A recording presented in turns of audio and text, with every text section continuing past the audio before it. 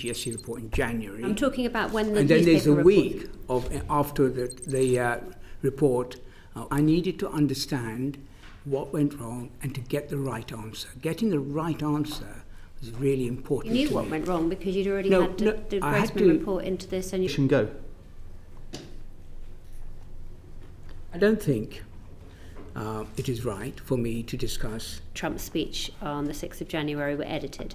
Your words were, the BBC does accept the way that the speech was edited. Carry on. At the end of yours, whenever. I've got a couple of... Cam, do you want to come in? Sharp difference of opinion between certainly the chairman and me and some others on the board. In response to the memo in general, so there wasn't much. There was definitely a difference of opinion, and it was properly outlined by editorial policy view, independent, is that if the meaning of the new constructed white flag... I just want to come back to the memo and the kind of leaking. Yes. So Robbie, were you aware that it was going to leak? Director General, Head of News, Deputy Director of News, always made time, fully attended, paid full attention. As independent advisors to it. So you could just give us a flavour, how were decisions reached? Would you say that they... So much focus, I do understand why, but so much of the focus went on to Trump Panorama, okay?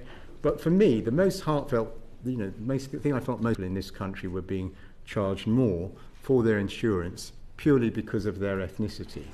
That he found Jonathan Munro and Deborah Turnus quite defensive when issues were raised. Did you? I think we can point to things like Tim Davie on Glastonbury. I think that was a speedy apology, and rightly so.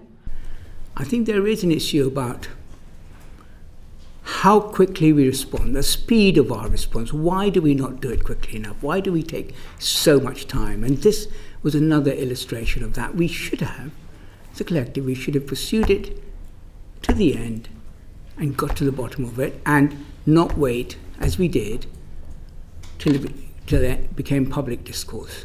I do not think the Director General should have resigned. I think that the act by the Director of News was an honourable and proper act. I think she took responsibility, for which I will again say I applaud her for doing so. I do not think that meant that the Director General had also had to resign. However, when you read the Director General's reason for resigning, certainly this was one factor, but he also says there were many other factors that led to that. I wish, and can I say the board wishes, that the Director General had not resigned. He had our full confidence throughout. I think the real issue here was the impression left that the President Trump in the 6th of January speech had called to violent action, and what we had to apologise for was that, as well as the splicing of the edit. It's my view that editing interviews is a normal journalistic practice.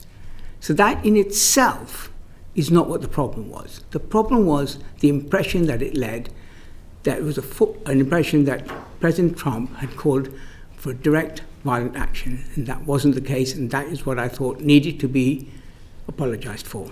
Because I never envisaged events playing out in the way they did. I was hoping that the concerns I had could and would be addressed privately. In the first instance, that was why I wrote to the board. For reasons I can go into if you wish, it became pretty clear to me the board was not taking stuff as seriously as I'd hoped and assumed it would. So I then sent the memo on to Ofcom and DCMS. Now, I think the BBC is the most scrutinised media organisation in the country. From my experience at the Financial Times, it was a very different level of public scrutiny. It's scrutinised obviously by this committee, by members of the public, by editorial complaints, by its audience. And obviously there are many ways to make a complaint to the BBC.